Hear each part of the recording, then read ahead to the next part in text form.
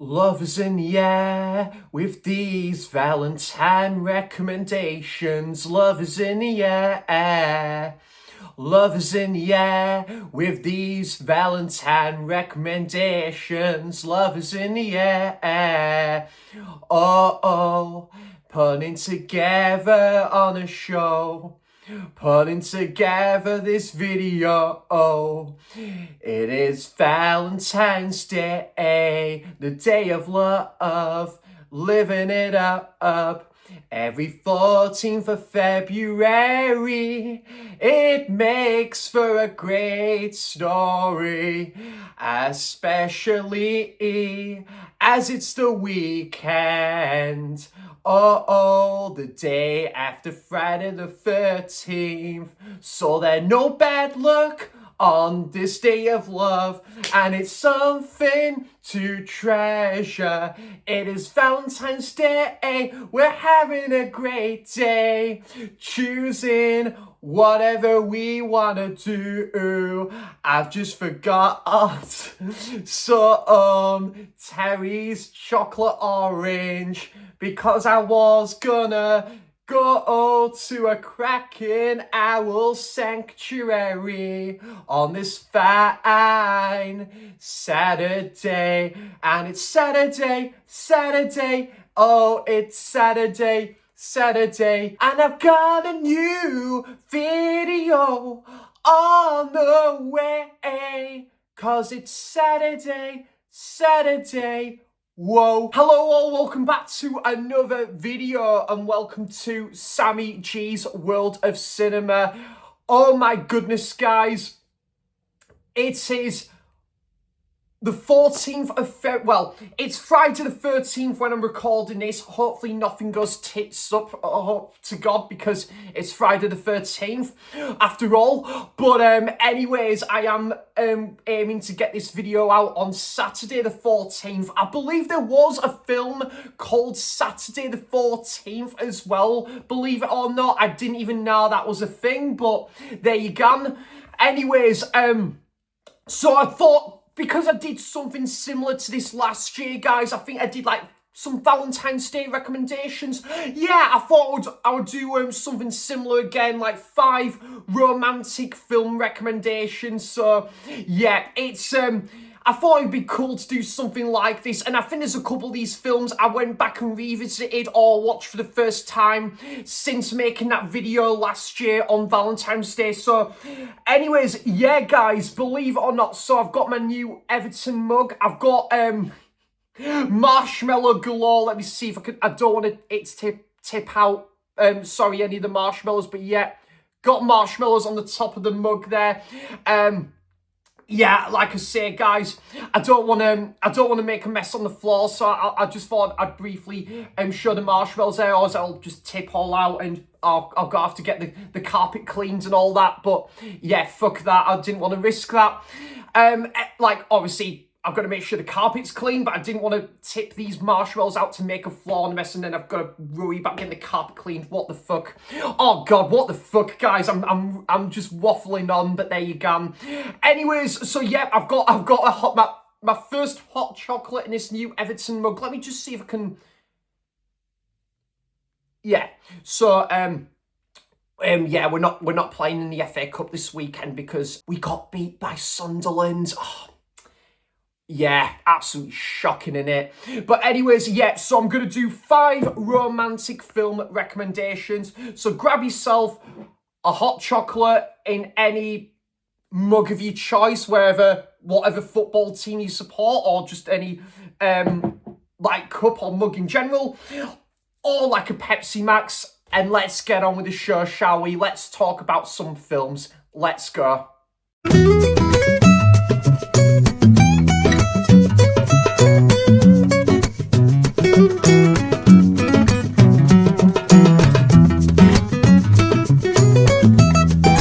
So the first of the romantic film recommendations I thought I would talk about here today on the channel is a film that I went back and rewatched last year after so many years, and The first time I saw this film, I fucking hated it. I thought it was absolutely pants. But then I went back and rewatched it, and I loved it. It clicked for me, and it just goes to show that second viewings are just all the worthwhile. So yeah, The Girl Next Door. Never met a girl like you before. And I never met a girl like you before. Yeah, so The Girl Next Door. Yeah, this is a really interesting, like, I would say more of a romantic drama with a little bit of a dark sort of like edge to it. I think it is on paper marked down as a rom-com, but I think I would class it more as a romantic drama. Like, Emily Hurst is about to graduate, and he's about to, I think, go into like politics, and then he meets this girl next door. I can't think of the actress's name. Actually, let me have a look, guys. Alicia Cuthbert, I think it is. Yeah. I should have just got the Blu-ray out. Alicia Cuthbert, yeah, so basically, yeah, he starts to fall for her, and yeah, she's just moved into like the neighborhood, and then there's this guy that turns out of the blue one day, and I think he's like an actor. I think he's working on this film project. So they start to have a little bit of a bond, but Emily Hurst is fixated on this girl and does all what he can to kind of, well, not like follow her tracks, but kind of like wanting to kind of make this relationship work in the pipeline. And yeah, this is a really good drama, this one, guys. I really like the soundtrack to this one, actually. And of course, this is Emily Hurst a couple of years before Into the Wild, which is probably one of the best films I have ever seen. I absolutely love and adore that film. So it's cool to kind of see him in something different like this, I suppose. And yeah, really enjoy this one. And young Paul Dano is in that one, and it's just, you know, it's a really good product of like the 2000s, and just, yeah, again, on that second viewing, when I was really going on that American comedy rom-com kick that I was on last year, yeah, this was one I went back and revisited. My opinion changed so much. It goes to show when you're revisiting kind of like a certain genre of film or a film series, quite possibly that your opinion could change on one film to the next, and this was one of them. So yeah, that is The Girl Next Door. Very good film, and Alicia Cuthbert, poof, very, very hot in this film. Then the next film is a film I just went back and rewatched, funny enough. Again, only seen this the once, however, I did really enjoy this film on that first viewing, and that is When Harry Met Sally. So yeah, the classic line, I'll have what she's having, just a really good sort of like warm hug, wholesome movie. Just a kind of a really interesting take on the rom-com genre. And yeah, there are just some funny, witty moments in there. Obviously the scene at the start where they're just in the car journey to, like, I think because he's going to Chicago, like I think New York, she's going somewhere else, is Meg Ryan, and then Billy Crystal, I think, yeah, he's going to New York, and she's going, I think it is San Francisco, Chicago, I could be getting that wrong, but they're going to each different places, and then they don't see each other for 5 years, and then they meet at the airport, and out of the blue one day, and then they don't see each other again for another 5 years. And yeah, this is quite possibly kind of an original take on like the romantic that wasn't romantic, mind you, when I sneezed then. Apologies, guys. Apologies. Anyways, yeah, so that was and it's kind of an original take on like the romantic drama rom-com like genre there. And I also like that there's like sort of these these interviews with these couples who are kind of a little bit older, and they're kind of talking about how they first met, and I think that's kind of a nice touch actually to the film in comparison to what's happening between Billy Crystal and Meg Ryan. Really good support cast to that one as well, with Carrie Fisher and the guy who plays Harry's best friend in the film as well. So yeah, really enjoyable film, this one, guys, and yeah, got a great kind of sort of wintry feel about it as well, with like the New Year's Christmas setting. But like obviously you can watch this film at any time of year, because there are parts of this film that's set at autumn or spring. But yeah, really enjoy that one, and it's got a little bit of a Woody. It's a sort of film that Woody Allen would direct as well. And obviously you've got that classic scene in the diner. So yeah, that's When Harry Met Sally. I believe there's a character called Harry in Wurzel Gummidge. So it obviously would be When Harry Met Aunt Sally.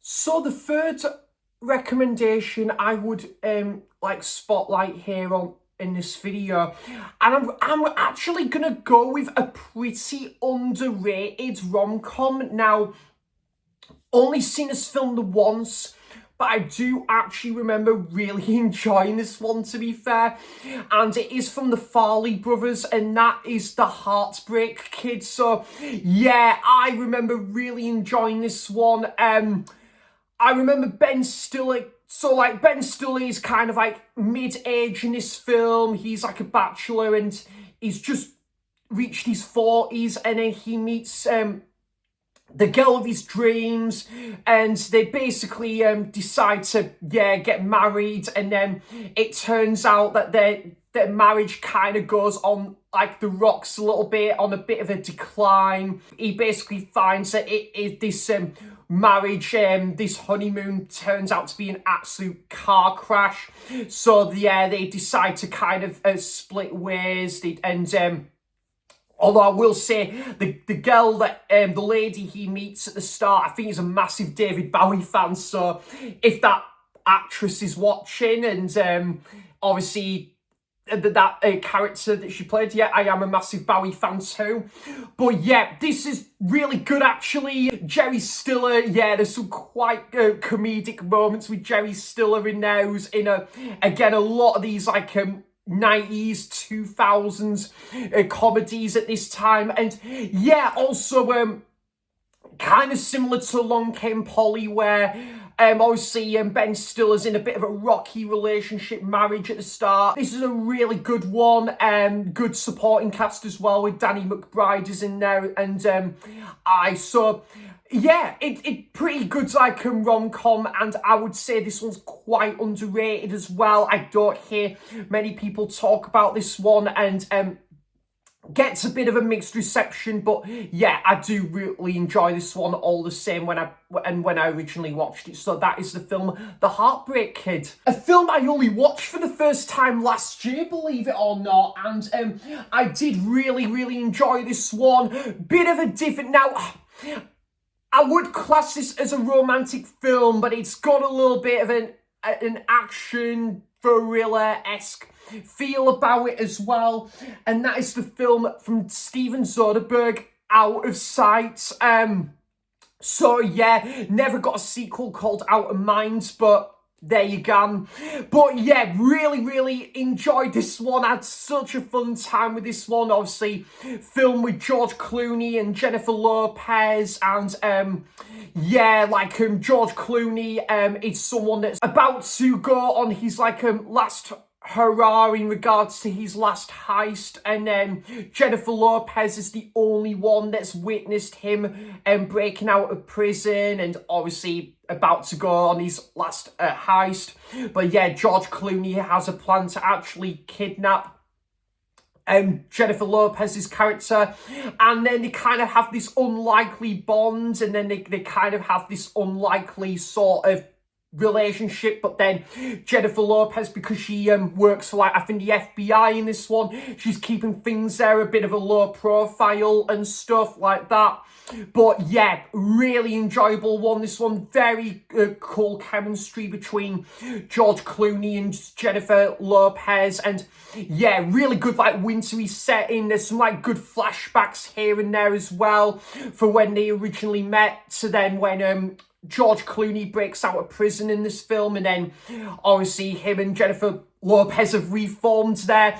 But yeah, it's a very kind of interesting sort of, like, romantic take on, like, the action thriller-esque genre there. And like I say, Steven Soderbergh makes so many interesting films. He's a very versatile director, so yeah, that is a really good one. And also Don Cheadle, he's a pretty cool, like, supporting character in this film, kind of, like, fixated with diamonds. And yeah, so there's, like, kind of a bit of a theme there, and that's kind of sort of like, and it segues into this film as well with diamonds. So yeah, that's out of sight there. Fifth and final recommendation for this video, and again, a bit like The Heartbreak Kid and Out of Sight, I would also class this film a little bit underrated. And a film that I barely hear, like, this film getting talked about.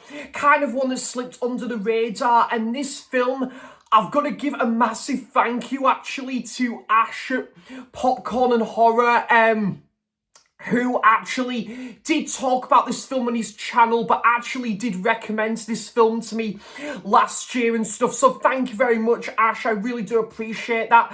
And I can see why Ash really likes this film, because I think this film is also very good as well. And I would even class this one as very underrated. I believe there is an original, I think, French version of this film, but this film came out in 2006, and that is The Last Kiss. So again, I think on paper it's marked down as a rom-com, but I would class this more as a romantic drama. Zach Braff, he's kind of in a really satisfying, like, relationship. It has been a little while since I've last seen this one, but I believe that they are, like, married in this film, and I think they have got a child in this film. I'm pretty sure they do as well in this film. But anyways, he's in a pretty satisfying relationship with this girl. I think she might be called Rachel. Apologies if I'm getting that wrong, but yeah. Anyways, out of the blue, one day he actually meets someone called Kim, and they start to, like, kind of at the start they kind of think they've got a bit of a friendship going. It's like, okay, Zach Braff's character is in this happily married or in a relationship with this girl, this lady, but he still can still hang out with this girl as friends. But you see that blossoms into something else, and they're kind of a bit more intimate there, and then he kind of keeps that as a bit of a low profile, keeps that kind of as a hidden secret from his wife or his girlfriend in this film. Like, this is kind of what I would say, kind of like a 2000s, like, indie romantic drama, and I'm just a sucker for those kind of movies. Indie dramas and romantic dramas, some of my absolute comfort movies right there. So yeah, like, my go-to kind of comfort movies would be a lot of these indie dramas or romantic dramas, and indie dramas are, like, my favourite kind of movies. So yeah, this really ticks the boxes off me, and for me, I believe this also came out the same year as another Zach Braff film titled The X, which, funny enough, I did watch for the first time last year. But going on a little bit off topic there, going back to The Last Kiss, yeah, I will say the ending is kind of left open to imagination. There is a good kind of side story with like Casey Affleck, and I think there's also Tom Wilkinson. So you got a good, like, side cast. You've got the guy who plays, I think, Howard in Eternal Sunshine. I think he's also in this film, and you kind of focusing on their marriage between the guy from Eternal Sunshine and and his wife. Quite interesting, like, side story there. And yeah, I think the film is set at, like, kind of, I think it's at, like, a wedding reception from memory at the start of this film. Sorry guys, I didn't come very well prepared for this video, but it has been a little while since I've last seen this one. But yeah, it's got quite a nice, like, summery feel at the start, and yeah, I do really like the soundtrack to this one as well, and I think this would, yeah, definitely make a good double bill with something like Garden States for sure, which, funny enough, bit of a recurring theme there, is another Zach Braff film, and also he directed that film as well. But yeah, had a really good time with this one last year, and was a first time watch for me last year. And yeah, you're just trying to, it's a bit of the waiting game where you're kind of like, it's like, leaves it on a bit of a hanging thread there, where you're waiting for the moment when Zach Braff's girlfriend in the film or wife in the film is gonna find out about, like, this sort of, like, hidden secret going on between Zach Braff's character and the character Kim in this film. So yeah, good, really good one, that one, and a decent ending to that one that's kind of left open to imagination as well. So yeah guys, that's been my 5 recommendations for Valentine's Day, 5 romantic film recommendations. And yeah, I thought this would be another, like, good kind of, sort of like, this would be a good kind of spotlight video, just talking about 5 romantic dramas, romantic films for Valentine's Day, if like, and some of which I think has kind of fallen under the radar a little bit there. Perfect timing to talk about these movies for Valentine's Day as well, and to kind of vary with the content and stuff. So yeah guys, if you have seen any of these movies, though, do let me know in the comments down below. And if you've got any, like, rom-com romantic drama recommendations, I would absolutely love to hear it. But what are some of your favourite rom-com romantic dramas as well? I would love to know all that good stuff in the comments down below there, and I hope everybody is doing wonderfully well. So yeah, I'm off to see the film, or by the time this video goes out, I would have seen Sideways at the Market Pavilion in Blythe. I'm going to see that tonight as I'm recording this on Friday the 13th. Again, hopefully nothing goes tits up there. And yeah, real looking forward to checking that film out, because it's going to be first time watch for me. And actually tomorrow, this video will go out hopefully on Saturday the 14th. I will be going to see Brief Encounter at the Market Pavilion in Blythe as well, and that's going to be a first time watch for me. And then Sunday, this coming Sunday, I'm off to see the original Matter of Life and Death from Powell and Pressburger at Tyneside Cinema, and then Bound in 35mm at Star and Shadow Cinema. So yeah, I've got a bit of a shock to the brim schedule for cinema trips. I believe I'm going to see Labyrinth at the Market Pavilion Wednesday next week, and then I'm going to see the Jeff Buckley documentary. I'm also going to see Primates, I think, at the View Cinema in Cramlington. So yeah, got a busy schedule for upcoming cinema trips as well. So yeah, thanks for all of your continuous support on the channel. I think I'm going to try and do part 1 of my February 2026 watches. Then I'm going to do episode 18 of,